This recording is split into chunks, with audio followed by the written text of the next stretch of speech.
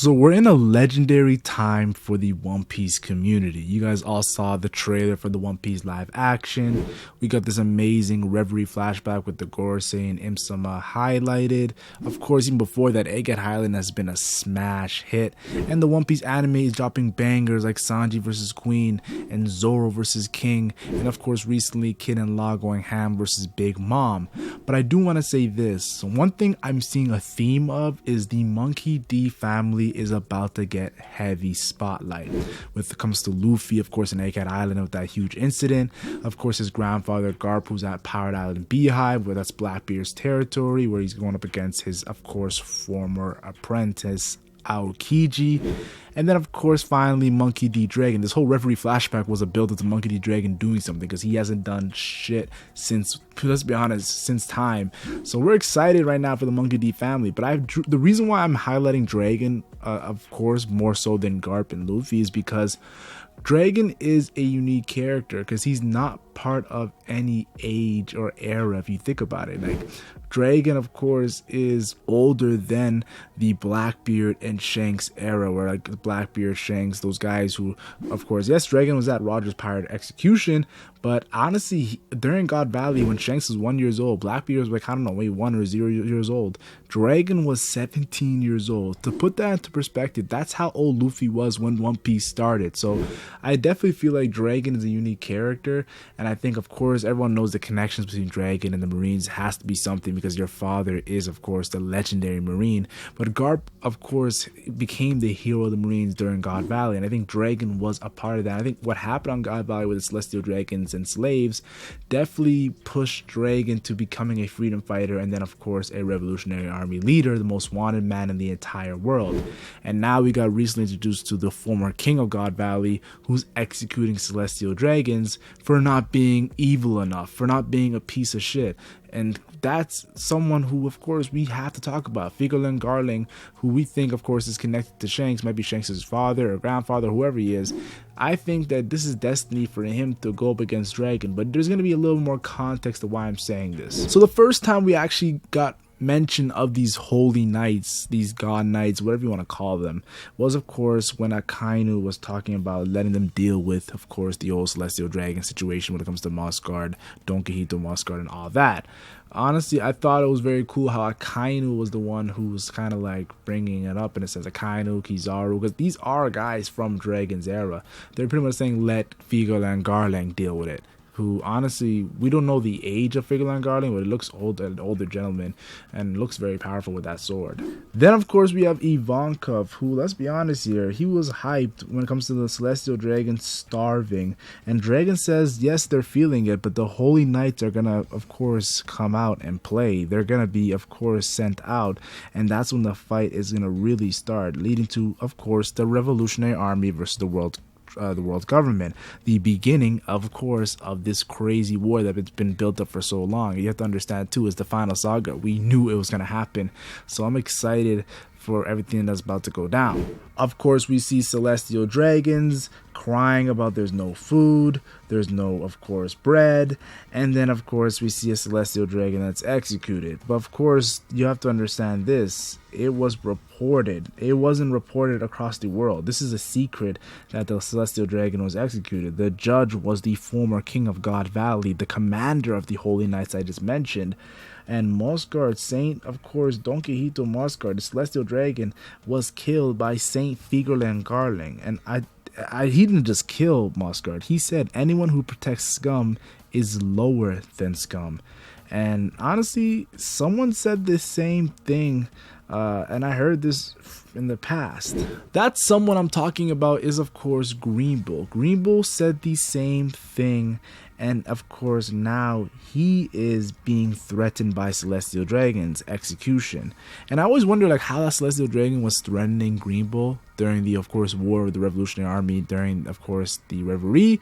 And now it makes sense. Yeah, Green Bull could be executed because there's guys on the Holy Knights, like there's 9 Holy Knights that we saw in the silhouettes, and we have Figarland Garling, the former king of God Valley, who should be strong, should be powerful. There's even hints of him maybe going up against Whitebeard. That's a video for another day. honestly, that's maybe why the Celestial Dragons were threatening Greenbow and Fujitora, because they feel like, okay, we can just call the Holy Knights and Figarland Garling, and yeah, they might not be Admiral level, they might be a little weaker than Admiral level, but they're still they're powerful fighters. We just don't know. It's a variable right now. Now, I know what you guys are probably thinking. Why bring this all up? Well, because Oda has been planning this since the very start. Monkey D. Dragon and the Revolutionaries, the Final Saga War, and how he's gonna connect this with Luffy. Of course, Luffy is now on Egghead Island with Vegapunk, who was, of course, we saw the flashback of Ohara where Vegapunk and Dragon are talking, and we learned so much about Dragon and how he's not a violent person who hates war. He hates war, and of course Vegapunk's like, yeah, so why fight? But now we're seeing Vegapunk, of course, he created that weapon Mother Flame that destroyed Lucia Kingdom, and now Luffy is dealing with Saturn, Gorosei Saturn, and Kizaru, and it's just all hell's breaking loose. So this is all connecting, of course, to the Revolutionary Army and Luffy, the Straw Hat Pirates, connection to, of course, going up against the world government, which is, of course, the Gorosei and Imsama in the Holy Knights. Think about it. This whole Reverie retelling, flashback, deleted scene, deleted footage moment was pretty much for Cobra to tell Sabo, to tell Luffy and Vivi that they are, of course, Willa D members, and they're connected, and there's something big going on. So Sabo, the chief and staff of the Revolutionary Army and brother to Luffy, like, we have seen, of course, Dressrosa, they had their run-ins and reunion, but now it's looking like, okay, now they're actually gonna have to be, of course, fighting on the same side against a similar enemy. And that enemy, of course, is Imsama. So we see Sabo took a big hit from Imsama, so this is definitely a formidable enemy. Imsama is definitely powerful, and we have Gearfifth Luffy, who just took on the strongest creature alive, whose Gearfifth Luffy is Joy Boy, 4th century connections. Yeah, it's getting deep, guys. It's getting crazy. And now, of course, we have Saturn, who, of course, is the god of science himself, pulling up to face the sun god Nika in a huge incident that will have a huge effects on the One Piece story. And you're trying to tell me these huge incidents that have huge effects on the One Piece story is not going to affect the Revolutionary Army? It's not going to affect the Holy Knights? Things are about to get crazy. Like, it's honestly going to be God Valley on a bigger scale. So I'm excited for what the future of One Piece holds. Like I said, 38 years ago, during the God Valley incident, Monkey D. Dragon was the same age as his son Luffy, who started the One Piece story, who of course had the Enies Lobby, Marineford, Alabama. So many amazing moments Luffy had at 17 years old. And honestly, this journey that Dragon had at the same age as Luffy, in my opinion, has to be connected to the God Valley incident. So I just want to see who he fought during the God Valley incident. That same incident, of course, Garp beat Rocks, and people see resemblance with, of course, Rocks and Dragon, but I'm starting to think Rocks D. Zebek is not connected to Dragon. I think it may be a situation of Rocks D. Zebek is connected to maybe Luffy's mother. What if Luffy's mother is a Rocks D? What if Luffy's mother is Rocks D. Zebek's daughter? That would make it crazy if Garp beat Rocks with, of course, the help of Roger, and we have a situation of Rocks' daughter is Rocks D of whatever her name is, and Garp's son is Monkey D. Like, that would be insane. Or I think maybe Figarland Garling's daughter might have been Luffy's mother, making Luffy related to Shanks and as his uncle. We know the Buggy jokes about how Rayleigh being his uncle. Imagine Shanks actually being Luffy's uncle.